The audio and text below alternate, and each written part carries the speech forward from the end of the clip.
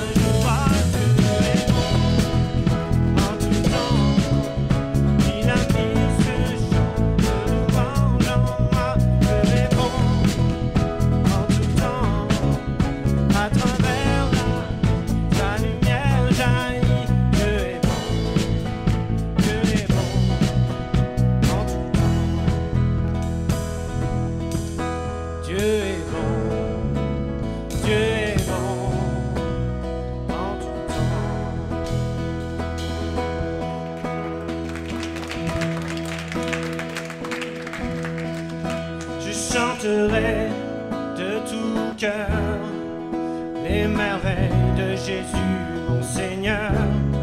Il m'a ôté des ténèbres, il m'a délivré de tout péché. Je chanterai de tout cœur les merveilles de Jésus, mon Seigneur. Il m'a ôté des ténèbres, il m'a délivré de tout péché. Car mon Dieu est fidèle, il ne m'abandonne jamais. Je n'ai plus rien à craindre, car mon Dieu m'a libéré. Ensemble, je suis dans la joie, une joie immense. Je suis dans l'allégresse, car mon Dieu m'a libéré. Amen, ensemble. Je suis dans la joie, une joie immense. Je suis dans l'allégresse, car mon Dieu m'a libéré. Je chanterai de tout cœur les merveilles de Jésus, mon Seigneur. Il m'a ôté des ténèbres, il m'a délivré de tout péché. Je chanterai de tout cœur les merveilles de Jésus, mon Seigneur. Il m'a ôté des ténèbres, il m'a délivré de tout péché. Car mon Dieu est fidèle, il ne m'abandonne jamais.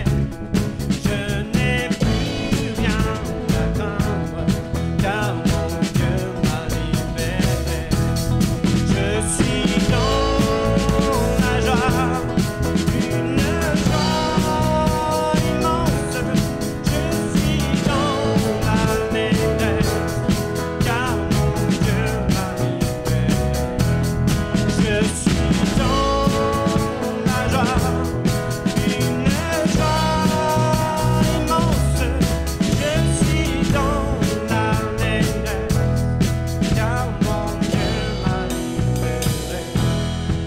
Je chanterai de tout cœur les merveilles de Jésus, mon Sauveur. Il m'a ôté des ténèbres, il m'a délivré de tout péché.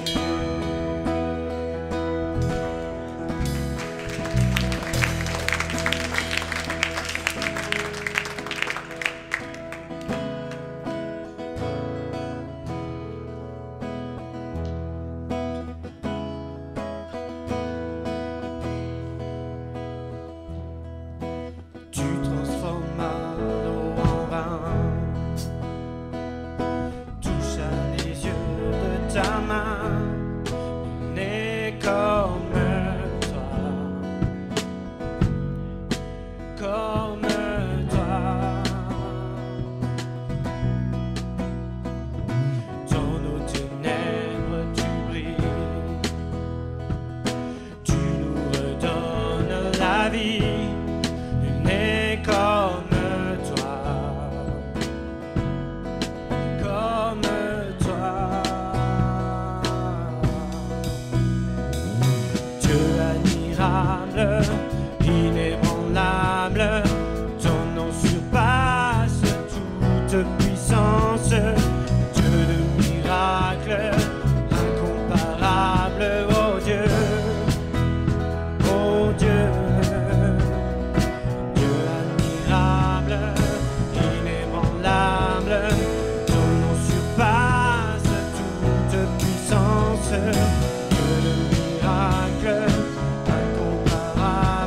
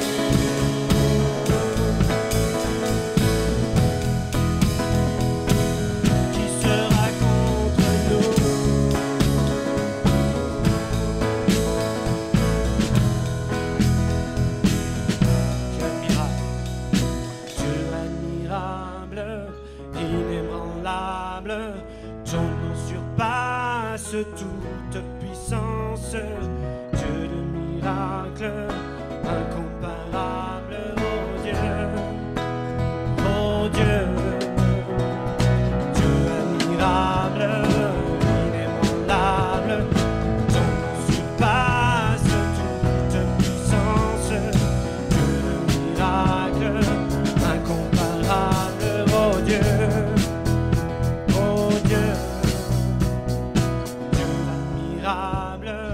Inébranlable, ton nom surpasse toute puissance, Dieu de miracle, incomparable, oh Dieu, oh Dieu.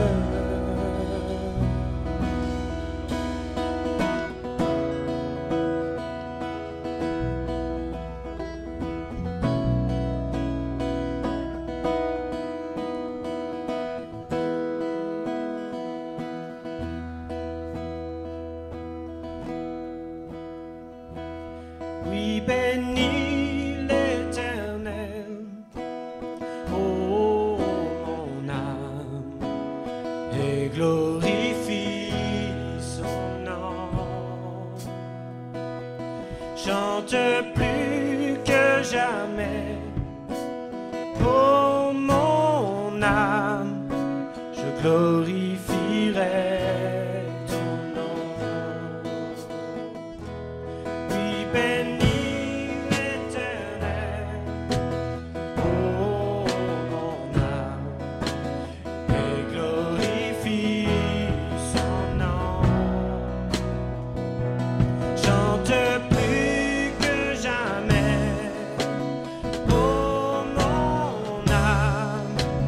glorifierai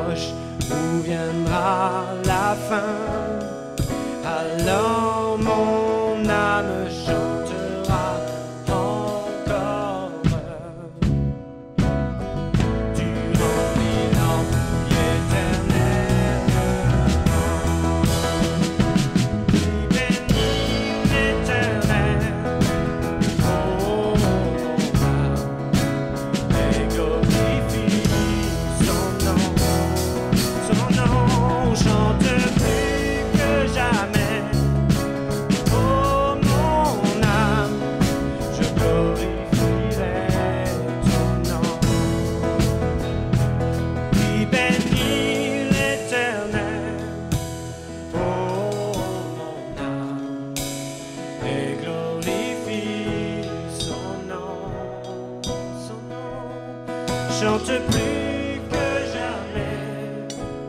Oh mon âme, je glorifierai ton nom. Chante plus que jamais. Oh mon âme, je glorifierai ton nom.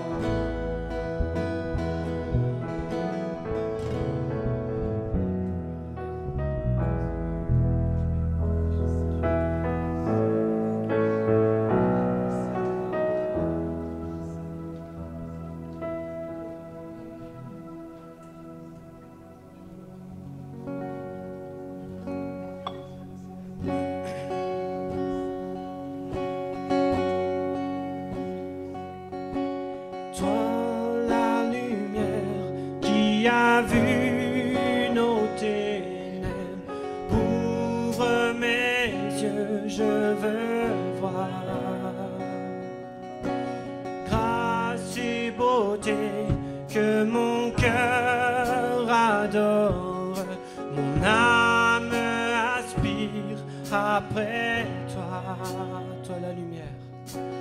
Toi, la lumière qui a vu nos ténèbres, ouvre mes yeux, je veux voir. Grâce et beauté que mon cœur adore, mon âme aspire après toi. Oui, je te célèbre et je me prosterne. Je veux proclamer ta majesté. En toi tout n'est que grâce, tout est admirable. Dieu, tu es si grand et bon pour moi.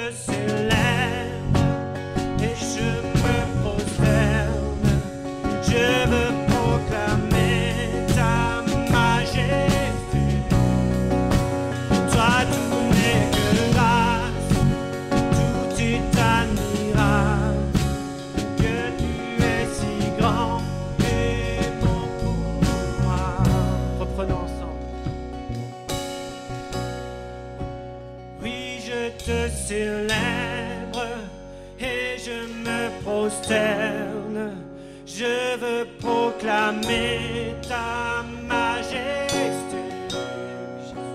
Toi, tout n'est que grâce, tout est admirable.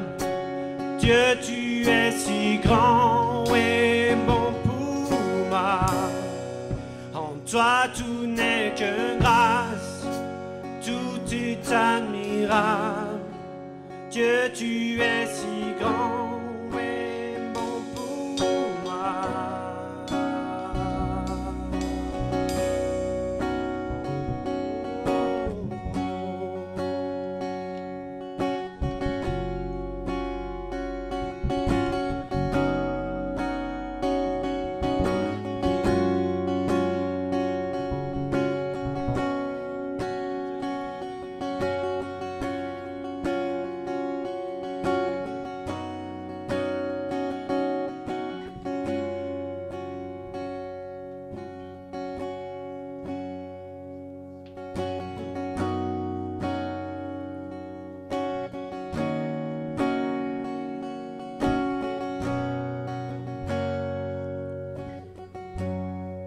Sous la pression,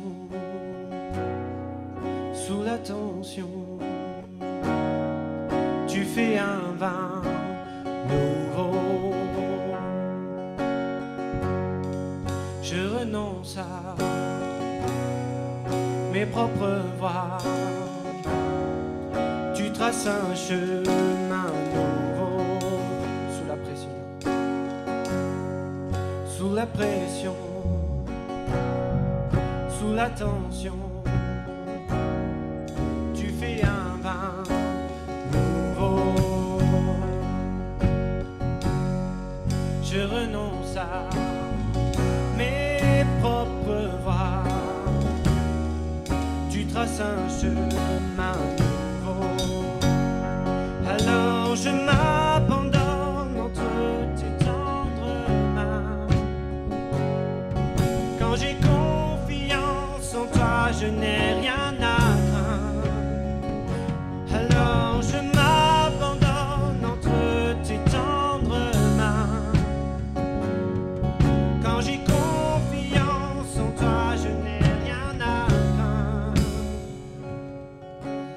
Fais de moi un vase, fais de moi une offrande, fais de moi ce que que je sois. Je n'ai rien à offrir. Jésus, tu as tout donné. Fais déborder ma vie, ton vin nouveau. Fais déborder ma vie, ton vin nouveau. Sous la pression, sous la tension, tu fais un vin nouveau. Je renonce à propre voie, tu traces un chemin nouveau. Alors je m'abandonne entre tes tendres mains. Quand j'ai confiance en toi, je n'ai rien à craindre. Alors je m'abandonne entre tes tendres mains. Quand j'ai confiance en toi, je n'ai rien à craindre. Fais de moi un vase, fais de moi une offrande, fais de moi ce que tu veux que je sois. Je n'ai rien à offrir. Jésus, tu as tout donné. Fais déborder ma vie, ta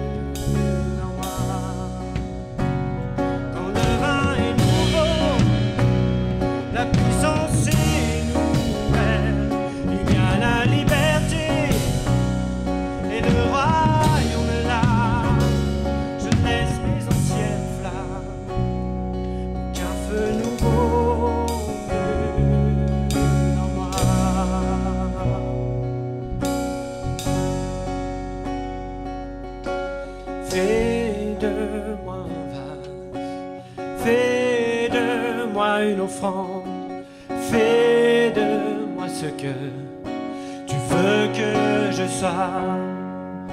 Je n'ai rien à offrir, Jésus, tu as tout donné. Fais déborder ma vie d'un vin nouveau. Fais de moi un vase, fais de moi une offrande, fais de moi ce que tu veux que je sois. Je n'ai rien à offrir, Jésus, tu as tout donné. Fais déborder ma vie d'un vin nouveau. Fais déborder ma vie d'un vin nouveau. Fais déborder ma vie d'un vin nouveau.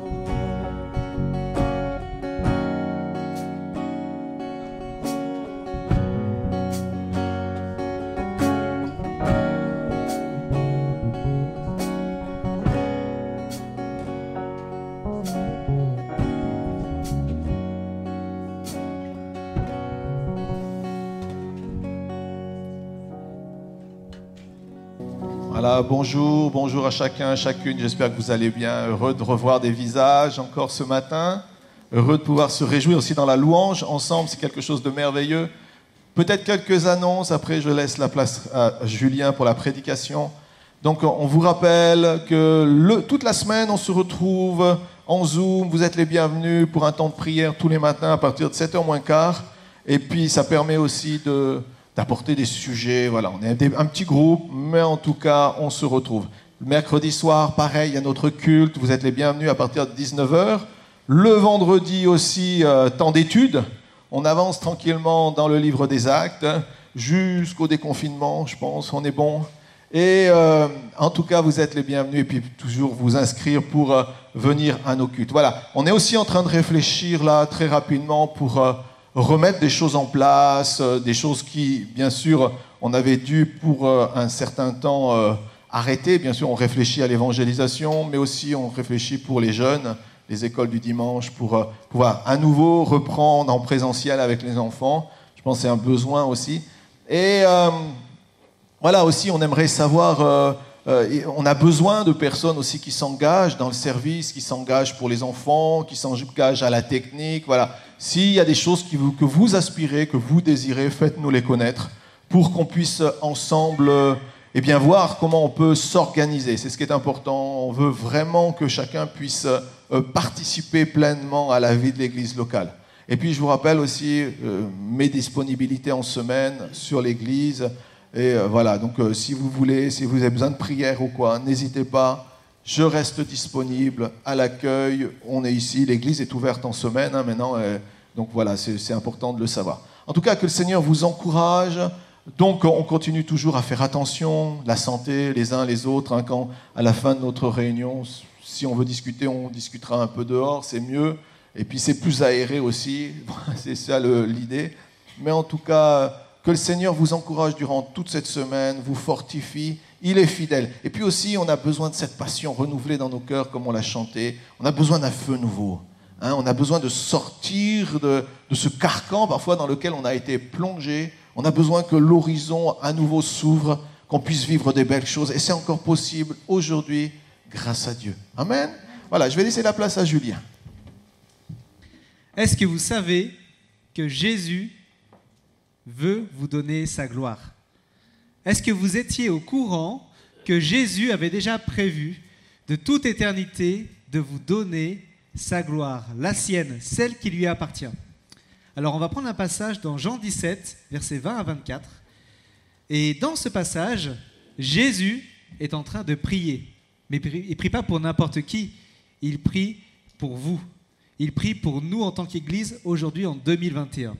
Et Jésus dit: je ne prie pas pour eux seulement, donc là il parle à ses disciples, mais encore pour ceux qui croiront en moi à travers leurs paroles, afin que tous soient un, comme toi. Père, tu es en moi, et comme je suis en toi. Donc en gros là il est en train de dire: je prie pour eux pour qu'ils soient dans l'unité, afin qu'eux aussi soient un en nous, pour que le monde croie que tu m'as envoyé. Je leur ai donné la gloire que tu m'as donnée, afin qu'ils soient un comme nous sommes un, moi en eux et toi en moi, afin qu'ils soient parfaitement un. Donc là, si on ne l'a pas compris, il veut qu'on soit un. Et qu'ainsi le monde reconnaisse que tu m'as envoyé et que tu les as aimés comme tu m'as aimé. Amen. Jésus a prié, il a prié le Père, et il a dit, je leur ai donné ma gloire pour qu'ils soient un. Moi, j'ai une question à vous poser. Est-ce que le Père a exaucé la prière de Jésus? Est-ce que c'est déjà arrivé d'avoir des prières de Jésus qui n'ont pas été exaucées? La réponse est non. Et si jamais vous ne le croyez pas, je pense qu'il va falloir commencer à arracher un paquet de pages dans votre Bible, parce que Jésus, il a beaucoup prié pour nous, il a beaucoup proclamé des choses pour nous, et toutes ces choses-là se sont accomplies dans nos vies aujourd'hui. Jésus prie pour nous. Il a dit à son Père, je leur ai donné ma gloire et je te prie, Père, pour qu'ils soient dans l'unité, pour que ma gloire repose en eux et pour que, à travers eux, le monde sache que tu m'as envoyé. C'est la prière de Jésus. Et cette prière, elle est encore d'actualité aujourd'hui. Alors là, on peut se dire, mais Julien, quand même, là, tu parles de la gloire de Jésus. Moi, tu m'as vu, moi? Tu m'as vu, moi, je n'ai pas encore lu toute ma Bible. Tu m'as vu, moi, je lutte encore avec certains péchés.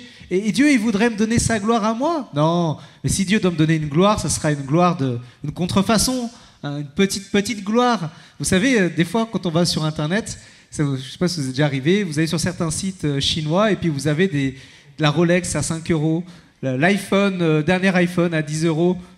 On se doute bien, c'est pas les authentiques, c'est des contrefaçons. Et Jésus, quand il prie pour nous et qu'il dit « Je vais vous donner ma gloire, celle que j'avais de toute éternité », c'est sa gloire. Ça ne dépend pas de comment tu te sens, ça ne dépend pas de si jamais tu t'estimes être un bon chrétien, un moyen chrétien, un mauvais chrétien. Ça ne dépend pas de ce que tu ressens. Ça dépend uniquement de la prière de Jésus pour toi. Et Jésus a prié pour toi. Et Jésus a prié son Père pour dire « Je leur ai donné ma gloire, celle que j'avais de toute éternité ».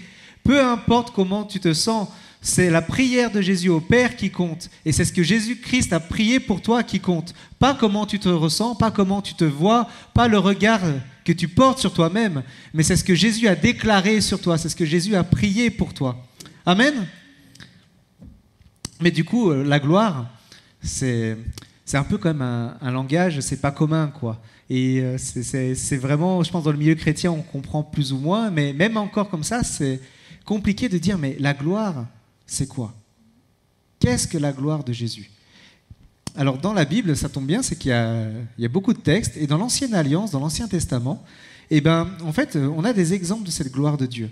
Et on voit, par exemple, il y avait dans l'histoire du peuple d'Israël, Dieu a demandé à un moment de construire un temple, et Dieu a prévu de faire reposer dans ce temple-là sa gloire, sa présence. Et qu'est-ce qui se passait? Du coup, quand le peuple était là devant le temple, du coup, la présence de Dieu venait dans le temple. La présence de Dieu, c'est la gloire de Dieu. Mais la gloire de Dieu, en fait, si on devait donner une définition, c'est la présence de Dieu, mais sans aucune limite, sans aucun frein. C'est la présence de Dieu, mais sans aucune limite. Il n'y a aucune limite à cette présence de Dieu qui est présente, qui est là. Et la gloire de Dieu, justement, c'est ça. Et on voit que quand la gloire de Dieu, quand la présence de Dieu descendait dans le temple, plus personne ne pouvait se tenir dans le temple. Les gens étaient obligés de partir, de sortir, parce que la présence de Dieu était tellement grande qu'ils ne pouvaient pas se tenir dans sa présence. Et Dieu, aujourd'hui, veut encore remplir le temple que nous sommes. Nous sommes le temple du Saint-Esprit. La Bible nous dit de manière claire que nous sommes la maison de Dieu, que nous sommes le temple de Dieu. Et aujourd'hui, en 2021, les choses n'ont pas changé. Dieu veut toujours remplir le temple que nous sommes de sa présence, de sa gloire. Et ce qui est intéressant, c'est de remarquer dans la Bible à quel moment la gloire de Dieu descend dans le temple. Et on voit qu'il y a toujours un moment particulier, c'est quand le peuple est dans la louange, quand le peuple est dans l'adoration, quand ils sont avec les instruments et qu'ils sont là devant le temple et qu'ils commencent à louer Dieu, alors à ce moment-là, on voit à multiples reprises, la gloire de Dieu vient du ciel et descend dans le temple. Et là, ils disent la nuée, la gloire de Dieu est présente, elle est là. Et là, le temple est rempli. Et je crois que pour nous aussi, c'est pas juste pour nous donner, vous voyez, des connaissances historiques, tout ça. Mais Dieu nous parle à travers cela pour nous aujourd'hui. Il nous dit, mais vous êtes le temple de Dieu, vous êtes le temple du Saint-Esprit. Et quand vous vous tenez dans la louange, dans l'adoration, dans ma présence, eh bien moi je viens et je fais descendre ma gloire sur vous. Je fais descendre ma puissance sur vous. Et je vous remplis de ma présence, dit le Seigneur, quand vous vous tenez dans la louange et l'adoration. Vous avez remarqué que bien souvent, c'est pas un hasard, hein, bien souvent, mais nos réunions d'église, elles commencent par quoi? Un temps de louange. Et ce temps de louange, c'est pas un temps d'attente musicale en attendant d'avoir le message. C'est pas la petite pause, vous voyez, comme ça, où on vient et puis on peut venir comme ça, en plein milieu, comme ça fait pas de bruit, on se pose. Non, non, non. L'objectif de ces temps de louange, c'est de nous remplir de la gloire de Dieu. L'objectif de ces temps de louange, c'est que le Seigneur vienne nous remplir de sa présence pour nous transformer, pour nous donner sa vie. C'est pas une histoire, en fait, la louange, c'est pas une histoire de savoir si jamais la musique me plaît ou ne me plaît pas. De savoir si l'interprète, il est d'un niveau international ou pas. De savoir si les chants, la playlist est à mon goût. Si la manière de jouer le chant est à mon goût. Non, non, c'est pas, la louange n'est pas là pour vous faire plaisir. La louange n'est pas là pour vous donner des frissons. Hein, parfois, vous voyez dans certains événements, on peut avoir la lumière tamisée, on peut avoir des basses puissantes, des jeux de lumière, de la fumée comme ça, et puis on est là, et puis on a la chair de poule. Mais la louange, elle n'est pas là pour te donner la chair de poule. La louange, elle est là pour une seule chose, c'est pour honorer Jésus, pour donner la gloire à Jésus. Si on vient dans un temps de louange à l'église, ce n'est pas pour nous faire plaisir à nous, mais c'est pour que de tout notre cœur, nous adorions le Seigneur, que nous proclamions qui il est, ce qu'il a fait pour nous, qu'il est grand et glorieux et que nous voulons le glorifier, nous voulons lui appartenir, nous voulons lui donner tout ce que nous avons. Le temps de louange, il est là pour ça. Et bien sûr, on le voit qu'à 10h05, on n'est pas tous là. Et je comprends qu'il peut y avoir des raisons. On a tous parfois nos raisons pour ne pas venir à l'heure. Je comprends bien. Mais moi, je comprends aussi une chose, c'est que ce moment-là, Dieu, il veut te remplir de sa gloire. Et si jamais, volontairement, tu manques ces débuts-là, sache que tu manques quelque chose. Tu manques ce temps de rencontre avec Dieu. Tu manques ce temps de rencontre avec Jésus. Parce que Jésus, dans ces moments d'adoration, veut te remplir de sa présence, veut te remplir de sa gloire, tout à nouveau comme il l'a déjà fait. Alors bien sûr, si jamais tu arrives avec 10 minutes de retard parce que tu as crevé avec ta voiture, hein, on note jamais les noms, on ne sait jamais. Hein, mais le plus important, ce n'est pas ce que nous on pense, mais c'est ce que Dieu voit. Et Dieu, il voit ton cœur. Et Dieu, il voit tes motivations. Et ce n'est pas rien. La gloire de Dieu, la présence de Dieu, ce n'est pas rien. Dieu, il est grand, il est glorieux, il est redoutable, il est digne d'être respecté. Et si on le peut, vraiment venons à l'heure pour ces temps de louange parce que nous venons pour l'honorer lui. Nous venons pour le glorifier lui. Et en plus, on a des promesses et en plus, Dieu nous montre que quand on se tient dans l'adoration, il nous remplit de sa présence, il nous remplit de sa gloire. Amen. C'est génial. C'est génial. C'est génial. Dieu veut te remplir de sa gloire. Dieu veut te remplir de sa présence. Mais parfois, il y a la vie chrétienne. Et la vie chrétienne, parfois, on a nos habitudes. Parfois, on peut avoir nos routines. Parfois, on peut venir dimanche après dimanche, et puis on peut oublier ces choses-là. Et c'est vrai, parfois on a besoin de piqûres de rappel. C'est comme le vaccin, on a besoin parfois de piqûres de rappel. Et bien là, c'est pareil. On a besoin parfois de piqûres de rappel de la part du Seigneur pour nous dire, mais la vie chrétienne, ce n'est pas une habitude, ce n'est pas une routine. Parce que peut-être que tu es resté dans une routine, tu es rentré dans une routine, et cette routine t'a asséché. Cette routine t'a rendu sec. Et on peut vraiment perdre cette présence de Dieu dans nos vies, cette joie de Dieu, l'amour de Dieu. On peut le perdre. Pourquoi ? Parce qu'on est rentré dans une habitude. Et on voit, il y a des gens, par exemple dans la Bible, on voit Samson. Samson, bon, on n'est pas sûr qu'il ait une grande proximité avec Dieu. Mais en tout cas, il avait la gloire de Dieu sur lui. Et ce que l'on voit, c'est que quand la gloire de Dieu s'est retirée de Samson, il ne s'en est même pas rendu compte. Et moi, je suis convaincu que nous pouvons vivre une vie chrétienne, peut-être venir dimanche après dimanche à l'église, avoir perdu la gloire de Dieu et ne pas s'en être rendu compte. De faire les choses par habitude et de ne pas réaliser que la présence de Dieu nous a été ôtée et que nous sommes là comme ça, nus, sans elle. Et c'est triste, Mais la bonne nouvelle, c'est que Jésus a prié pour que tu reçoives sa gloire, que tu reçoives sa présence, et il veut vraiment te donner ces choses-là pour toi. Amen. Alors, la gloire de Dieu, parfois on peut se dire, oui, mais ça, il y a des excès, il y a des abus, la gloire de Dieu, on voit, il y a des gens... Mais quand on voit Jésus qui prie, Jésus, il prie pour nous, il dit, je leur donne ma gloire, et la gloire nous est donnée pourquoi ? Pour nous unir. On peut afficher la deuxième diapo. En fait, c'est juste le même passage, mais avec moins de versets. Jésus, il dit, je leur ai donné la gloire que tu m'as donnée, afin qu'ils soient un comme nous sommes un. Afin qu'ils soient un comme nous sommes un. La gloire de Jésus nous a été donnée en premier. Pourquoi ? Pour que nous soyons dans l'unité. La présence de Dieu, la gloire de Dieu, elle n'était pas là pour qu'on fasse des trembler le sol, trembler les murs. Non, avant toute chose, la gloire de Dieu était donnée par Jésus pour nous. Et il prie pour nous, pour que nous soyons dans l'unité. Pourquoi il y a des divisions ? Pourquoi est-ce qu'il y a des disputes ? Pourquoi est-ce qu'il y a des querelles ? Pourquoi ? Parce que la gloire de Dieu n'est plus présente. Parce que dans nos vies, nous avons laissé la gloire de Dieu partir, nous avons laissé la présence de Dieu partir, et nous commençons à fonctionner avec notre propre manière de raisonner. Et à ce moment-là, on voit qu'il n'y a plus rien qui va. Des gens qui se retrouvent pour parler des autres, pour critiquer. La critique, c'est un poison. Et quand il y a la gloire de Dieu, eh bien du coup, il n'y a pas de ce genre de choses-là. Pourquoi ? Parce que la gloire de Dieu te transforme. La présence de Dieu dans ta vie t'amène à être comme Jésus-Christ. La gloire de Dieu t'amène à non pas vouloir te servir, à non pas vouloir venir dans une église pour avoir des postes, pour avoir des responsabilités, pour avoir de la gloire, pour avoir de l'honneur. Non, la gloire de Dieu dans ta vie t'amène à servir les autres, à aimer les autres, à chercher les intérêts des autres plus que tes propres intérêts, à tellement aimer les autres que tu es prêt à te dépouiller pour eux, par amour pour eux, pour être revêtu des mêmes sentiments que ceux de Jésus-Christ. La gloire de Dieu, elle est là avant tout pour ça. Elle n'est pas là pour frimer, pour faire dire « je suis le chrétien ultra charismatique, j'ai la gloire de Dieu sur ma vie ». Non, la gloire de Dieu, elle est là pour te transformer, pour que tu sois comme Jésus-Christ. La gloire de Dieu, elle est là pour t'amener à être une nouvelle personne, à recevoir la vie, à penser comme Dieu pense, à agir comme Dieu veut que tu agisses. La gloire de Dieu est là pour te transformer, pour que tu sois cette nouvelle personne.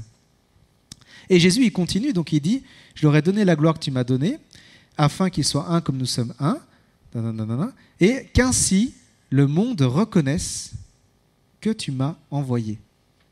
Jésus, il prie, il dit, je leur ai donné ma gloire pour qu'ils soient un, et qu'ainsi le monde reconnaisse que tu m'as envoyé.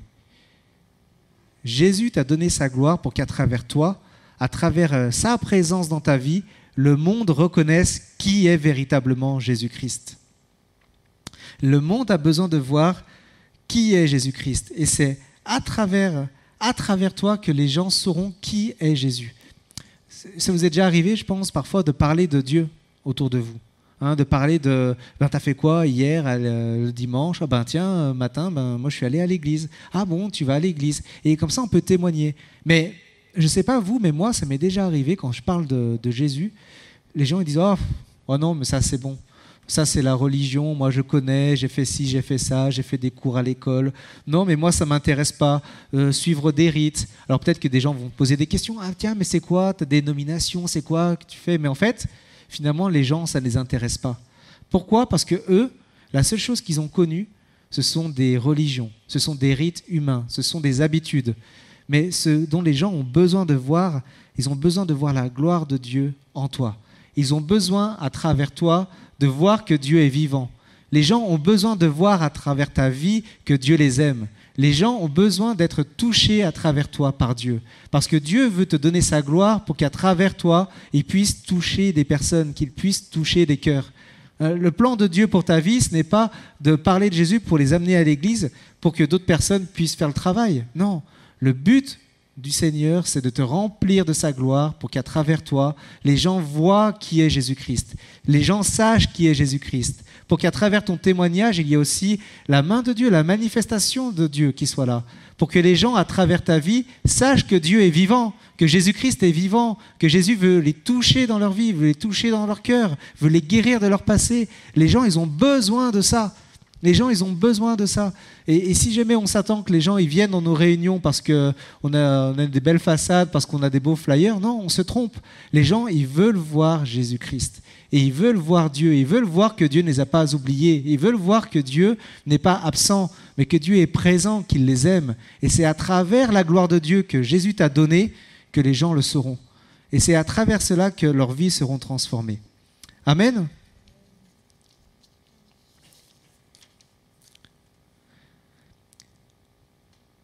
Si Jésus n'avait pas reçu sa gloire, je pense que son message, il n'aurait pas eu beaucoup d'impact.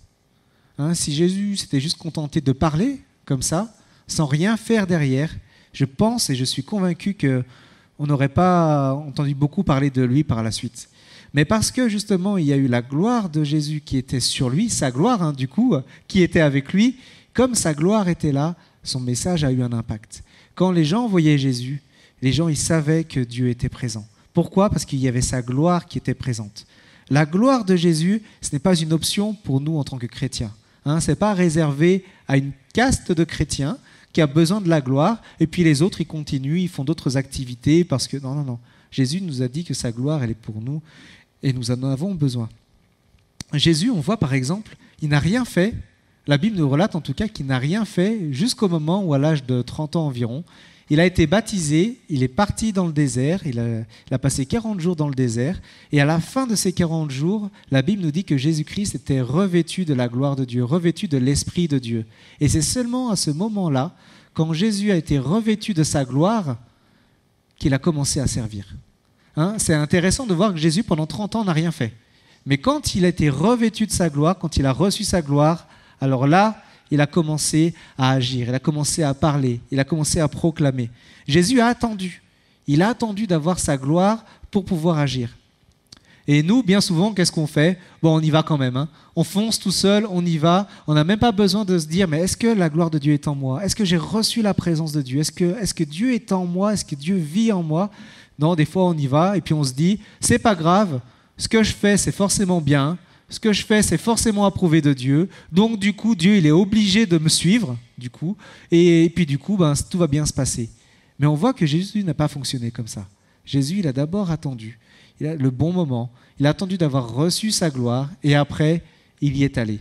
Il a attendu 30 ans avant de commencer à rentrer dans les plans que Dieu avait prévus pour lui, à faire ce que Dieu avait prévu pour lui. Ce n'est pas une option pour nous. Ce n'est pas une option pour nous. Et on voit que même les premiers chrétiens, ils étaient appelés chrétiens. Pourquoi ? Parce qu'ils faisaient comme Jésus-Christ. Un chrétien, ça veut dire petit Christ. Et les gens, ils connaissaient l'original. Ils ont vu, entre guillemets, les copies, on va dire, ceux qui étaient disciples. Et en fait, les gens ils disaient, mais cette copie, elle est conforme à l'original. Ces gens-là, ils sont comme Jésus-Christ. Pourquoi ? Parce qu'ils ont la gloire de Dieu, la gloire de Jésus qui est sur leur vie, et ils continuent à faire les mêmes choses que Jésus. Alors, cet enseignement, ce n'est pas un nouvel enseignement, vous voyez, de 2021. Ce n'est pas la mode de 2021. Vous savez, des fois, il y a des modes dans les églises. Mais ça, c'est quelque chose qui est là de toute éternité. Et Dieu il a toujours prévu de nous donner sa gloire. Dieu a toujours prévu de nous donner sa gloire. Je vais prendre 2 exemples dans la Bible. Alors, au commencement, il y avait Adam et Ève. Je pense que nous sommes au courant, Adam, Ève, le jardin d'Éden, c'est quelque chose qui est passé dans la culture. Et Adam et Ève, on savait qu'au commencement, ils étaient sans vêtements.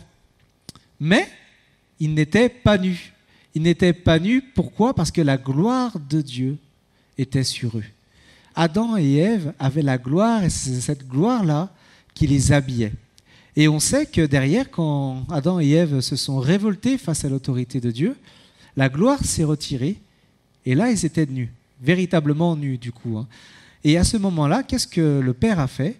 Il a pris un animal qu'il a tué, il a pris la peau de l'animal, et il a fait le premier vêtement de l'histoire de l'humanité, et il a recouvert Adam et Ève de ce vêtement pour qu'ils ne soient pas nus. Si la Bible nous dit ça, c'est pas pour faire la promotion de nouveaux vêtements, c'est pas ça. Mais c'est une image pour nous dire que nous pouvons retrouver la gloire de Dieu à travers le sacrifice, pour Adam et Ève, c'est le sacrifice d'un animal, mais pour nous, c'est à travers le sacrifice de Jésus-Christ. Et c'est à travers le sacrifice de Jésus-Christ que nous pouvons retrouver retrouver cette gloire, retrouver ce vêtement que Jésus-Christ veut nous donner. Il y a un deuxième exemple qui là est encore beaucoup plus parlant, c'est par rapport à Isaac. Alors vous savez, dans l'histoire du peuple hébreu, donc il y a eu des patriarches, et il y a eu Isaac qui était là. Et Isaac avait une particularité, c'est qu'il avait 2 enfants, des jumeaux. L'aîné s'appelle Ésaü, et le deuxième s'appelle Jacob.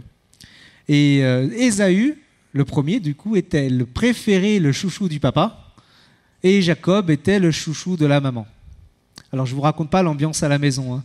Je ne vous raconte pas les disputes, les choses comme ça, avec le père qui préfère l'aîné et puis la mère qui préfère le second. Mais c'était le contexte familial à ce moment-là, c'était compliqué, et c'était comme ça. Et il s'est passé un premier événement, alors j'en parle parce que c'est important pour la suite, pour ne pas faire d'erreur, c'est qu'en fait, Jacob, donc, du coup, qui était le second, il y avait quelque chose qui existait à l'époque, ça s'appelle le droit d'aînesse. Et le droit d'aînesse, ça veut dire quoi? Ça veut dire qu'au moment de l'héritage, au moment de passer chez le notaire, de l'époque en tout cas, je ne sais pas comment ça se passait, il divisait les biens, puis chacun reçoit sa part. Et le droit d'aînesse, comment ça fonctionne? Eh ben, là, ils étaient 2 enfants, ils prennent tous les biens des parents, ils divisent en 3 parts, donc 2 plus 1, ils en donnent 2 parts à l'aîné et 1 part au second. Et qu'est-ce qu'il a fait? Jacob, déjà, il a négocié avec son frère pour récupérer son droit d'aînesse. Et son frère, Ésaü, lui a dit, écoute, d'accord, c'est toi qui as le droit d'aînesse. Donc ça veut dire qu'à la mort des parents, eh bien du coup, Jacob, il aura la double part. Normalement, il n'en aurait dû en avoir qu'une, mais il va en avoir 2. Donc matériellement, déjà, Jacob, il avait volé le droit d'aînesse matériellement. Mais Jacob, il était très ouvert aux choses spirituelles. Il savait apprécier la valeur des choses spirituelles. Et Jacob savait que d'avoir une part d'héritage, c'était bien, mais ce n'est pas ce qui est le plus important. À ce moment-là, à cette époque-là, quand le père allait pour mourir, il savait qu'il allait partir, le père prenait ses enfants et prononçait une bénédiction sur chacun d'eux. Et Jacob, il n'était pas dupe, il savait que le chouchou du père, c'était pas lui. Il savait que le chouchou du père, c'était son frère aîné Ésaü. Et il savait qu'au moment de la bénédiction, Jacob, s'il passait devant son père dit non, la bénédiction, elle est pour ton frère Ésaü parce que c'est mon fils préféré. Donc du coup, Jacob, lui, savait que ce qui avait le plus de valeur, c'était cette bénédiction qui venait de la part de son père, parce que dans cette bénédiction, il y avait tout. Et Jacob, du coup, il était assez futé, et il savait que son père, il voyait mal, et au moment où son père allait pour partir, il dit, je vais prononcer ma bénédiction. Là, qu'est-ce qu'il fait? Jacob, il se dit, si je me présente devant mon père va me dire, mais toi, t'es Jacob. Non. Moi, ok, je vais te bénir, mais toi, ça sera la petite bénédiction. Mais quand viendra ton frère aîné, lui, ça sera la grosse bénédiction. Et Jacob, il savait que c'était important. Donc, qu'est-ce qu'il a fait? Eh bien, il est allé se déguiser, il allait prendre les vêtements de son frère, il allait s'habiller comme son frère pour avoir la même odeur que son frère, se présenter devant son père qui n'y voyait plus trop. Et là, son père, il a dit, mais c'est toi, Ésaü? C'est toi? Et là, comme Jacob était caché dans les vêtements de son frère, il a pu avoir la bénédiction totale de son père. Et Jacob savait que s'il se présentait devant son père, c'est pas le fils préféré, ça ne marchait pas. Mais s'il se présentait habillé comme son frère aîné préféré de son père, là, il aurait la bénédiction. Ça peut être choquant, on peut se dire, mais comment ça se fait que Dieu ait pu approuver cela? Comment ça se fait que Dieu ait pu permettre que Jacob ait pu voler cette bénédiction-là? En fait, Dieu veut nous parler à travers ces choses-là. Il nous dit, mais si toi, aujourd'hui, tu comptes te présenter devant le Père pour être béni, tu ne le pourras pas. Parce que par toi-même, par qui tu es, par ce que tu as pu faire par le passé, tu ne peux pas recevoir cette bénédiction-là. Par contre, si jamais tu te revêts du Fils préféré du Père, Jésus-Christ, si tu te présentes devant le Père revêtu de Jésus, alors dans ce cas-là, tu pourras te présenter devant lui et le Père verra Jésus et tu recevras la bénédiction. Jacob, il savait que s'il se présentait devant son père en disant « Papa, c'est bien, aujourd'hui j'ai tondu la pelouse, je me suis occupé de la vaisselle, j'ai fait ci, j'ai fait ça », il savait très bien, Jacob, que ce n'est pas ça qui lui donnerait la bénédiction. La seule manière d'avoir la bénédiction, c'est d'être caché, habillé comme son frère aîné, Ésaü, et se présenter devant le Père.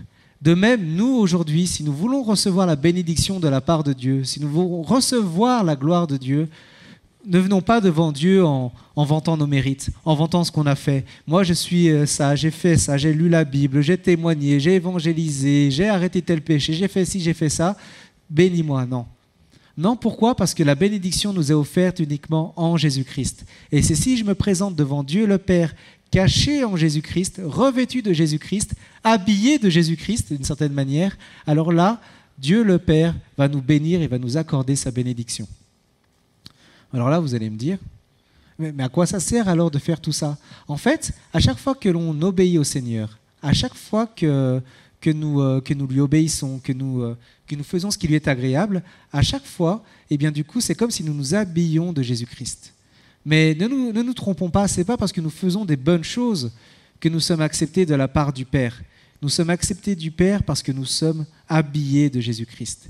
Et à chaque fois que l'on se met à obéir à ce que Jésus-Christ nous demande, que l'on se met à faire sa volonté, à délaisser dans nos vies les choses qui n'ont pas leur place, et bien du coup, c'est comme si nous nous habillions de Jésus. Et du coup, habillés de Jésus, nous pouvons nous présenter devant le Père et être bénis et recevoir sa gloire, recevoir sa bénédiction. Et de la même manière, à chaque fois que l'on résiste à Dieu, à chaque fois que l'on fait la sourde oreille, à chaque fois que l'on se rebelle à ce qu'il nous dit, c'est comme si on se dépouillait de Jésus-Christ, comme si on se déshabillait de Jésus-Christ. Et jusqu'au moment où on peut se dépouiller comme ça, où on est nu, et là on va vouloir se présenter devant le Père, mais il n'y aura rien. Parce que le Père dit, mais non, moi la bénédiction, elle est pour Jésus. Elle est pour ceux qui sont cachés en Jésus. Toi, si tu viens devant le Père présenté comme ça, avec tes propres mérites, avec tes propres accomplissements, ça n'a aucune valeur. Parce que la bénédiction est pour ceux qui sont cachés en Jésus-Christ et en Jésus-Christ seul. Amen. Alors c'est ça, c'est rester en Jésus, c'est simplement mettre en pratique ce qu'il nous demande. Simplement faire ce qu'il nous demande. Obéir à ce que Dieu nous demande. Et quand on s'endurcit, justement, c'est se déshabiller. Rester en Jésus, c'est aussi faire du ménage.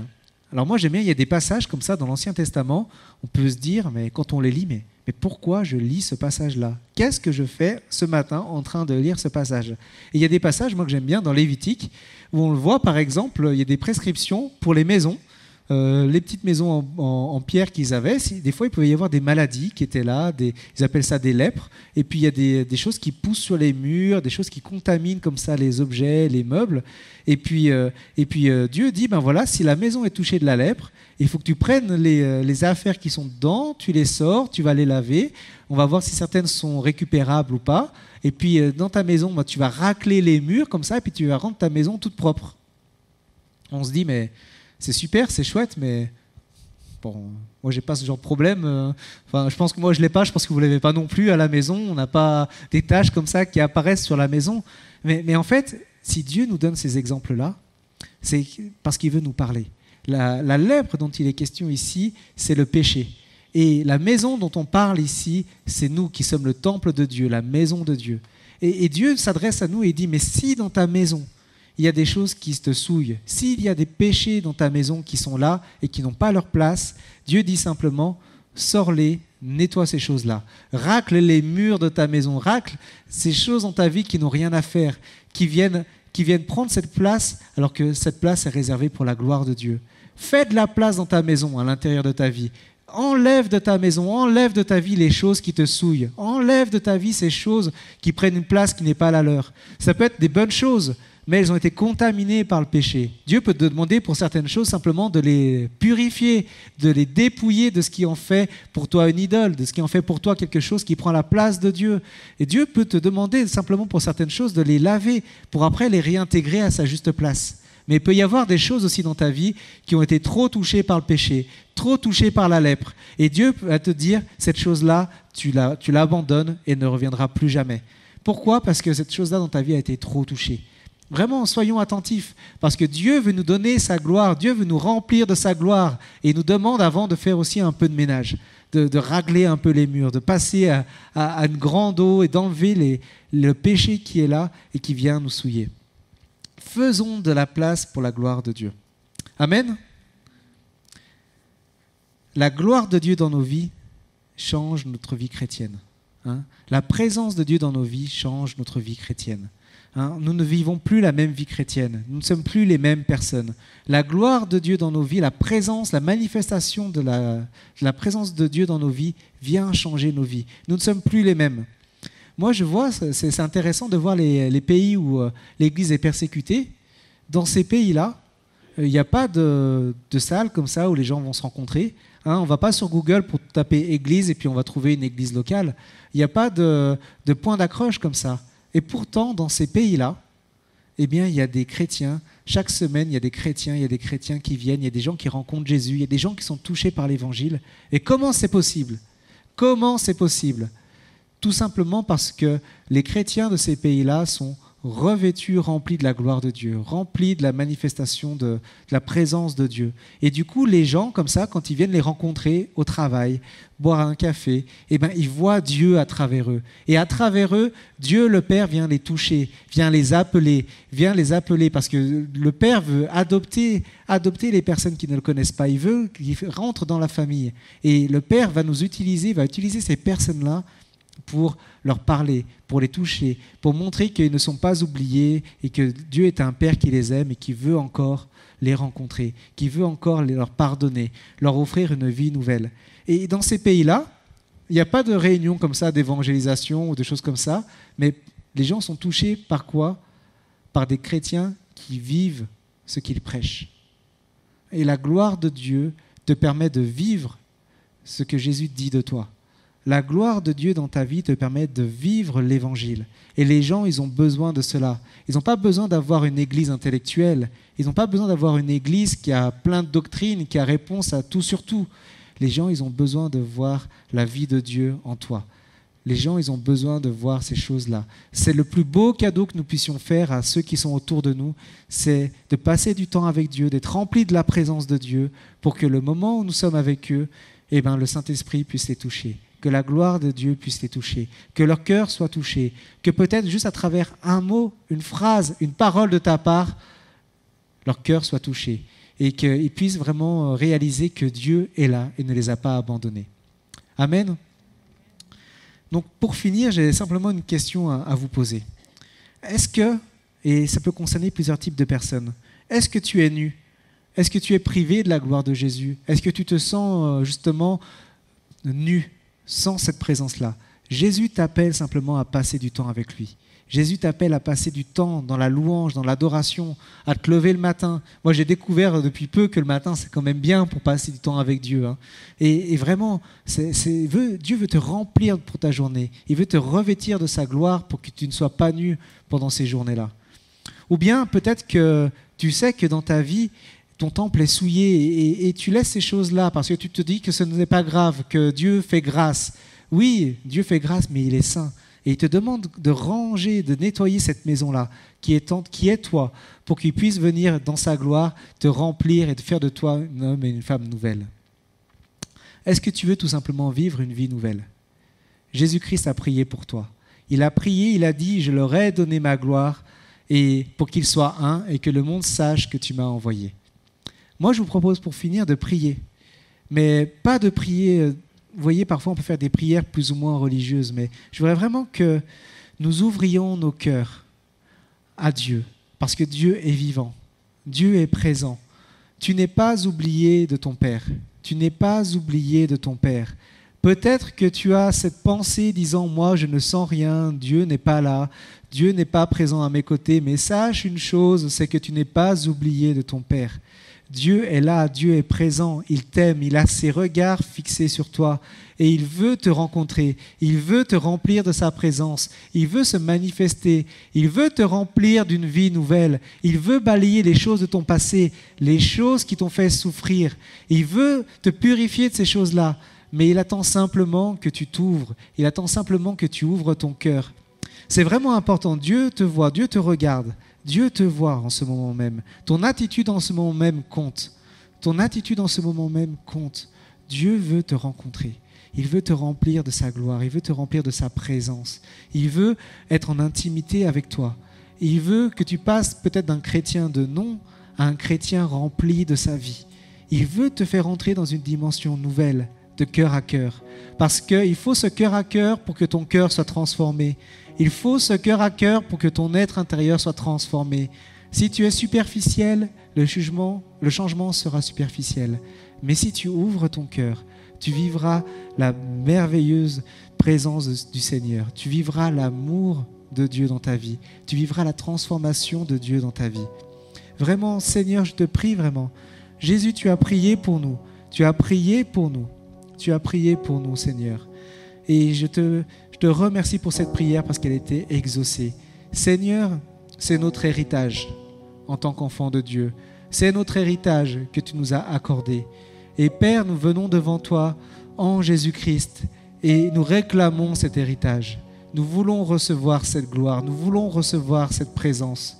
Nous acceptons, Seigneur, de changer. Nous acceptons, Seigneur, d'être transformés. Fais de nous ce que tu veux que l'on soit, Seigneur. Fais de nous ce que tu veux que l'on soit. Père, je te prie pour que tu envoies vraiment ta présence dans nos vies. Ta gloire repose dans l'Église. Pas seulement individuellement, mais aussi collectivement. Nous voulons que les gens qui viennent ici ne voient pas une belle louange, un bon message, mais nous voulons qu'ils te voient toi. Nous voulons qu'ils voient ta présence, qu'ils sachent que tu es vivant et que tu n'as pas changé. Jésus, viens prendre cette place dans nos vies. Prends cette place dans l'Église. Je te prie, Père, vraiment pour cela. Prends la place dans nos vies, Seigneur. Nous nous attendons à toi. Nous voulons te voir dans nos vies. Fais de nous des personnes nouvelles aussi, qui savons nous tenir dans la louange et l'adoration. Qui savons, Seigneur, que tu es digne de louange et d'adoration. Qui savons que c'est important de te glorifier et de t'honorer. Seigneur, c'est ce que nous voulons. Nous voulons vivre ces choses-là. Nous voulons rentrer dans une ère nouvelle. Nous voulons vivre des choses nouvelles. Pas pour nous enorgueillir, mais pour rentrer dans notre appel. Pour être unis. Pour que les gens sachent qui tu es vraiment, Seigneur Jésus. À toi la gloire, Seigneur, encore. Amen. Amen.